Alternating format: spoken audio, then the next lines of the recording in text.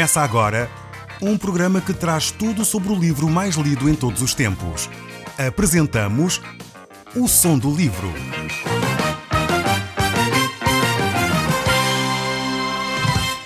Seja muito bem-vindo. Neste podcast vai encontrar o livro mais conhecido e lido em todo o mundo. Vamos levá-lo numa viagem pela história da humanidade. Este é um audiolivro para si, para a sua família e sociedade em geral. Contextualização e comentários de Paulo Chaveiro. Eu sou Paulo Chaveiro e nós hoje estamos a estudar o livro de Gálatas e estamos no capítulo 5. Este capítulo 5 apresenta aqui um aspecto extremamente prático da nossa vida. No último programa nós vimos que não há lugar no cristianismo para legalidades, para a lei de Moisés, para tentarmos cumprir sistemas religiosos legalistas.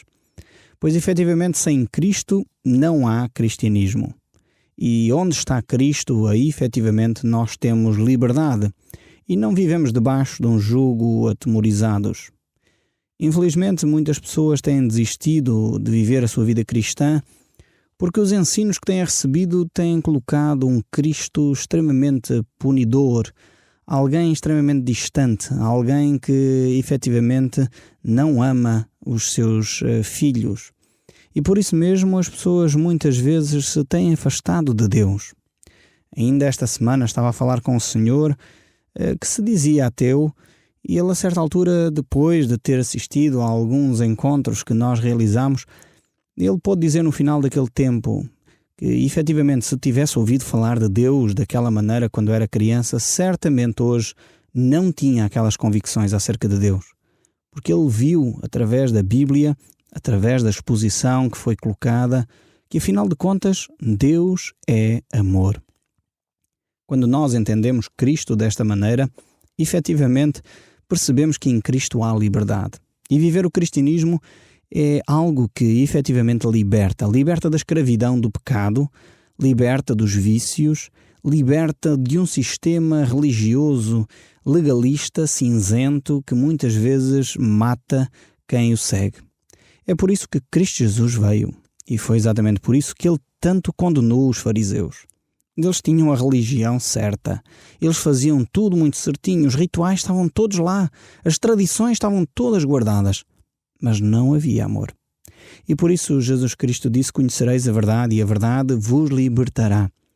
Infelizmente é pena olhar para a nossa nação e verificar que há tantas famílias, tantos indivíduos aprisionados, acorrentados, tristes, que vivem subjugados por sistemas religiosos, mas que não vivem a liberdade que há em Cristo Jesus. Então devemos olhar para Cristo e perceber que nós, como cristãos, não nos podemos submeter a um jugo religioso que impede a nossa liberdade. Cristo Jesus morreu numa cruz, ressuscitou ao terceiro dia e subiu aos céus para que nós pudéssemos ter vida e vida em abundância. Então esta é a grande mensagem que Deus tem para si neste programa. E por isso mesmo eu gostaria que estivesse connosco até ao fim, pudesse ouvir efetivamente a palavra de Deus e descobrir aquilo que Deus tem para lhe dizer. Então necessitamos, como cristãos, viver um cristianismo livre, um cristianismo que está debaixo das orientações de Deus e não de um sistema religioso de tradições, de práticas ou de sacramentos. Necessitamos de olhar para Cristo e Cristo crucificado. Vejamos então aquilo que diz a palavra do nosso Deus. Paulo começa a falar, estamos nesta carta que ele escreveu às igrejas da Galácia, estamos no capítulo 5, no verso 2.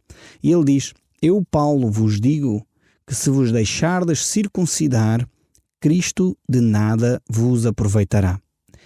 Ele claramente mostra nestes textos e noutros, como no verso 4, por exemplo, que ele diz: de Cristo vos desligastes, vós que procurais justificar-vos na lei da graça de caístes. Então é esta mensagem que nós temos para anunciar. Quando nós nos tentamos justificar, quando nós tentamos encontrar salvação em sistemas religiosos, quando nós procuramos encontrar uma relação com Deus em práticas, em tradições, em legalismos, o apóstolo e a palavra de Deus, o próprio Deus nos está a dizer que da graça decaímos. Perdemos a oportunidade de nos relacionarmos com Deus através da morte e da ressurreição de Jesus. Então, de nada serviria Cristo ter morrido na cruz, de nada teria servido se Cristo padeceu tanto por nós, de nada serviria se efetivamente nós pudéssemos ter uma relação com Deus por outro meio qualquer, seja pelo cumprimento da lei, seja pelas boas obras, seja por observância dos sacramentos, seja por ter uma religião que é tradição em Portugal, seja qual for o motivo. Se pudéssemos encontrar salvação, relação com Deus através da religião, Cristo nada serviria. Então precisamos de entender isto que a palavra de Deus nos está a dizer. Ela é extremamente forte, mas ao mesmo tempo este peso que a palavra traz, este choque que ela nos traz, serve efetivamente para nós nos lembrarmos que necessitamos desesperadamente de Cristo. Você e eu não somos melhores porque estamos a seguir uma religião. O ser melhor é apenas um pequeno retoque cosmético. Nós não precisamos de ser melhores. Nós precisamos de ser transformados por Deus. Nós precisamos de uma nova natureza. Você não precisa ser melhor simplesmente. Você precisa ser tocado pelo próprio Deus. E é por isso que a Bíblia usa tantas imagens extremamente radicais e fortes. A Bíblia diz que nós precisamos sair das trevas para a luz. Já viu este contraste? Você já saiu de uma casa talvez completamente escura e de repente entra num sol tremendo. O que é que acontece aos seus olhos? Fica ofuscado. Isto aqui não é uma pequena melhoria. Não, é uma mudança radical. E o que a palavra de Deus nos diz também, o apóstolo Paulo nos diz, o apóstolo João nos diz, é que aquilo que é nascido da carne é carne, aquilo que é nascido do Espírito é Espírito. E o apóstolo Paulo, nesta carta, neste capítulo 5, mais para a frente, ele vai falar daquilo que são as obras da carne e aquilo que são as obras do Espírito. E é desta mudança radical que o texto bíblico nos fala. Então Deus não lhe propõe uma melhoria no seu caráter. Deus propõe uma transformação radical naquilo que você é. Por isso, o próprio Jesus dizia que necessário nos é nascer de novo. Não podemos simplesmente manter tudo aquilo que tínhamos, manter um sistema religioso, manter tudo aquilo que é as nossas tradições e com isto eu quero seguir a Cristo. Não! Olhemos para o verso 9 deste capítulo 5. Um pouco de fermento leveda toda a massa. Este é o princípio. Jesus tinha ensinado isto, tanto que Jesus disse, cuidado com o fermento dos fariseus. Porquê? Porque um pouco de fermento, isto tem a ver com culinária, e Paulo está a tirar este exemplo da culinária que Jesus tirou para mostrar que, como se faz o pão, coloca-se um pouco de fermento na massa e aquela massa toda ela fica levedada. Então isto é um fenómeno que acontece com a farinha, com a massa do pão, mas acontece também na vida espiritual.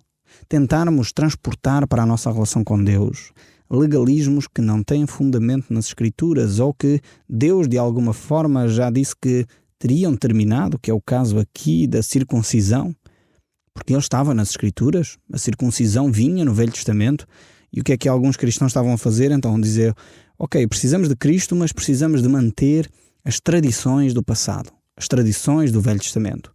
E o que é que Deus disse? Não, Cristo é suficiente. Pode ser circuncidado ou não ser circuncidado, isso é irrelevante. Podes guardar ou não guardar o sábado, isso é irrelevante, porque a relação que importa é a tua relação com Deus.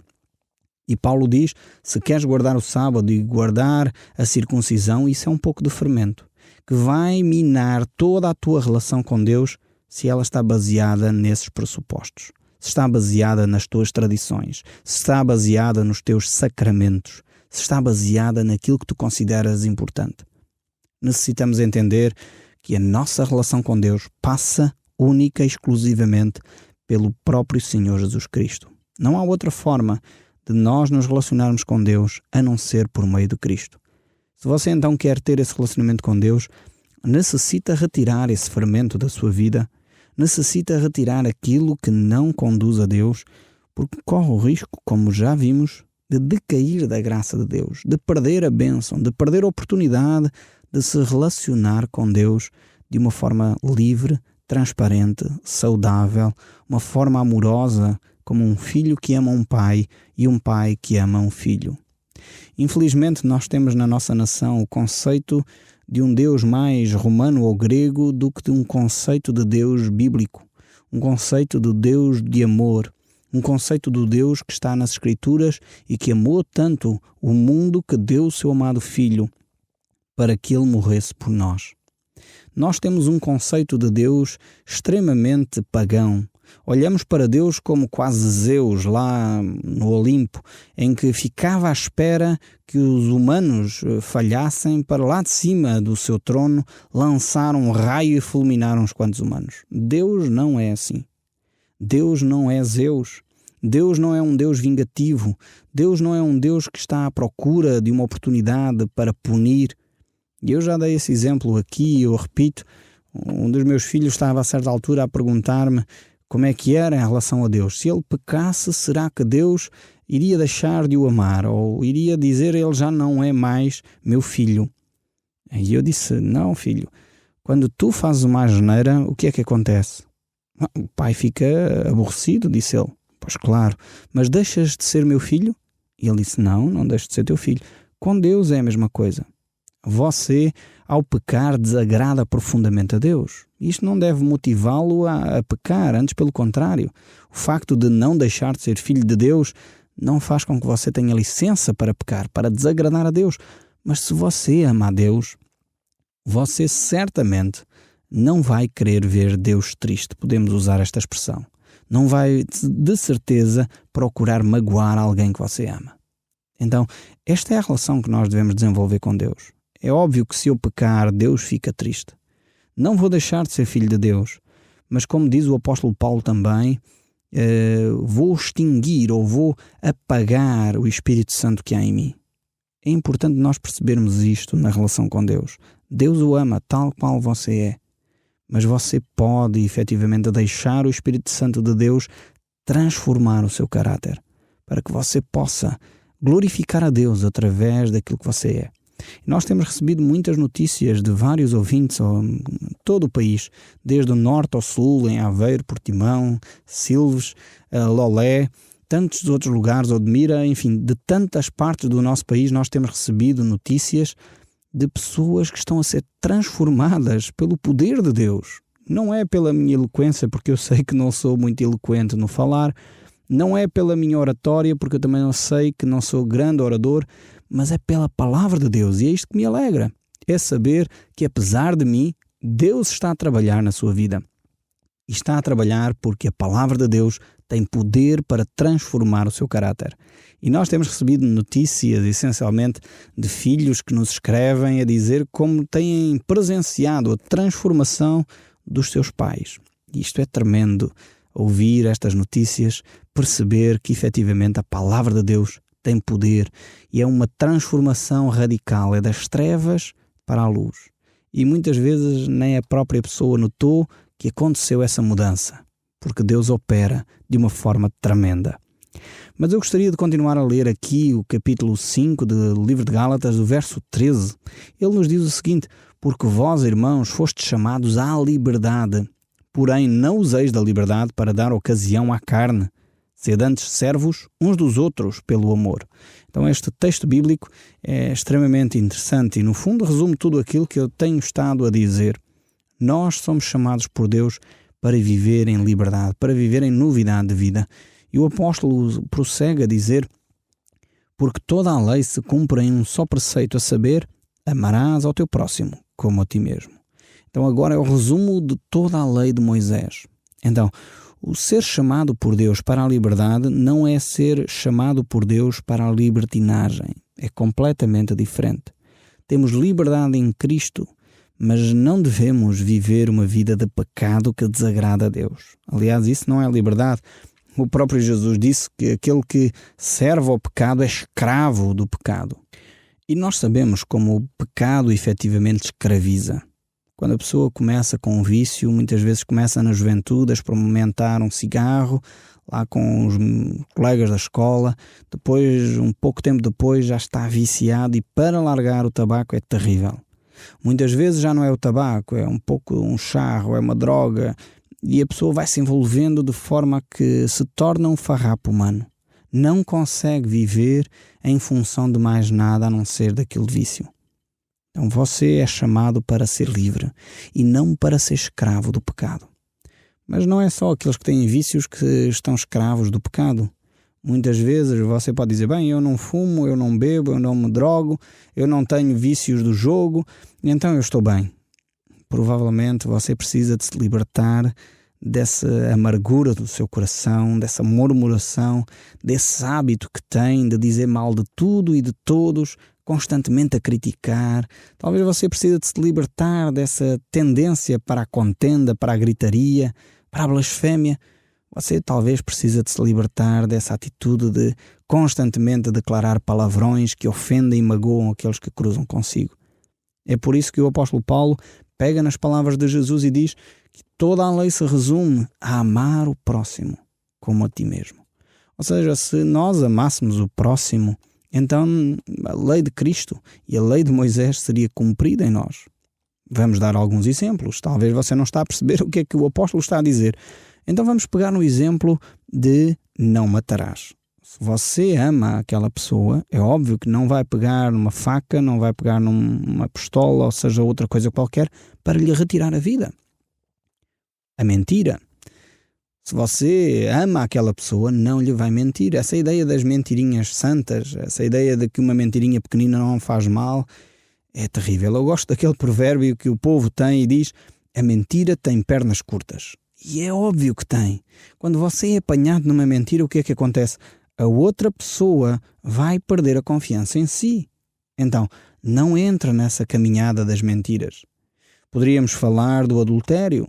Se você ama o seu cônjuge, que é o seu próximo mais próximo, você não iria ser infiel para com ele.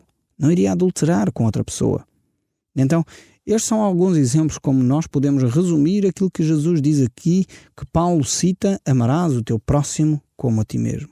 Se nós amamos, não vamos magoar essas pessoas. O mesmo se reporta para com Deus. Se nós amamos a Deus, efetivamente não vamos fazer coisas para lhe desagradar. O verso 15 ainda continua: se vós, porém, vos mordeis e devorais uns aos outros, vede que não sejais mutuamente destruídos. Este exemplo aqui do apóstolo Paulo mostra que estes cristãos na zona da Galácia não eram efetivamente cristãos que aplicavam o amor uns aos outros. E é por isso que eles tinham esta atitude, é por isso também que Jesus diz que nós necessitamos nascer de novo. O que é nascido da carne é carne, o que é nascido do Espírito é Espírito. E assim estas duas naturezas, podemos dizer assim, contendem no nosso ser. Apesar do cristão ter nascido de novo, a velha natureza está lá. E o apóstolo Paulo mais para a frente vai falar disto. Necessitamos aprender a combater com as armas espirituais. Ainda continua no verso 16 a dizer: digo, porém, andai no Espírito e jamais satisfareis a concupiscência da carne. Efetivamente devemos caminhar cada vez mais no Espírito, satisfazer assim a vontade de Deus em nós. Se nós satisfizermos o Espírito, não vamos necessitar de satisfazer a carne. E o que é que significa, em concreto, andar no Espírito? Andar no Espírito é andar numa vida de santidade, uma vida de obediência ao próprio Deus.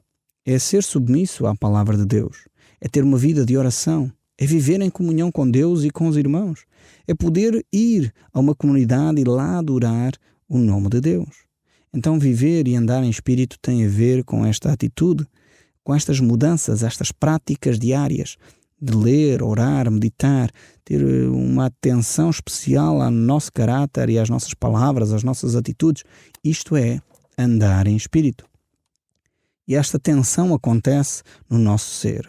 O apóstolo Paulo continua a desenvolver esta ideia dizendo: porque a carne milita contra o Espírito e o Espírito contra a carne, porque são opostos entre si, para que não façais o que porventura seja o vosso querer. Provavelmente você já experimentou esta sensação de no seu íntimo parece quase que há uma batalha a acontecer, a travar-se, em que você não quer dizer talvez uma mentira, não quer roubar alguma coisa, não quer defraudar alguém, não quer magoar alguém, mas por outro lado há uma tendência para. Então é esta batalha que o apóstolo Paulo está aqui a falar, que é a luta da carne e do espírito em nós, naqueles que são efetivamente cristãos.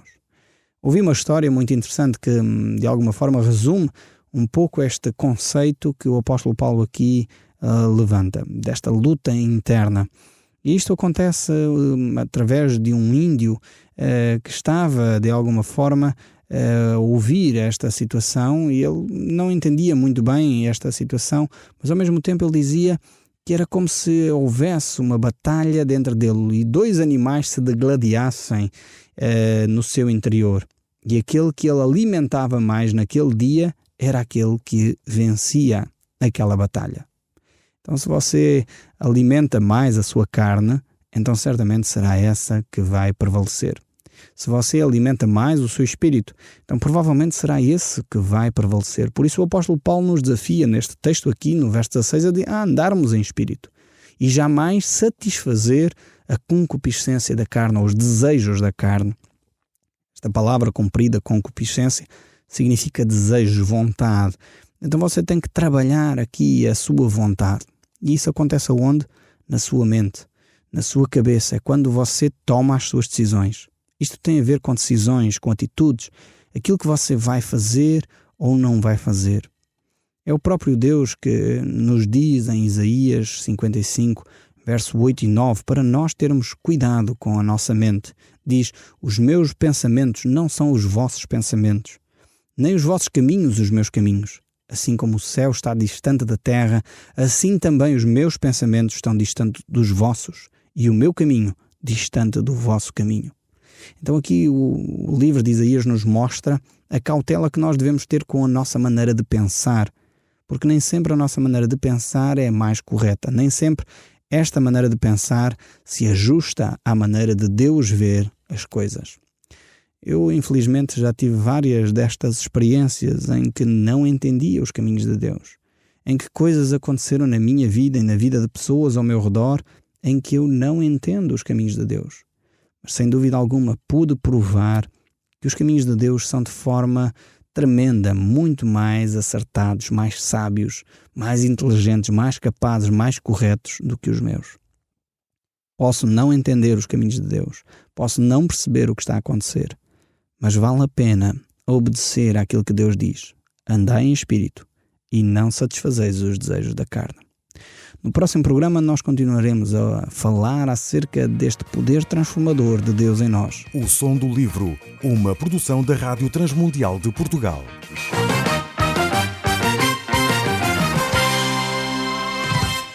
RTM. Conhece todos os nossos programas em rtmportugal.org. Uma produção da Rádio Transmundial de Portugal.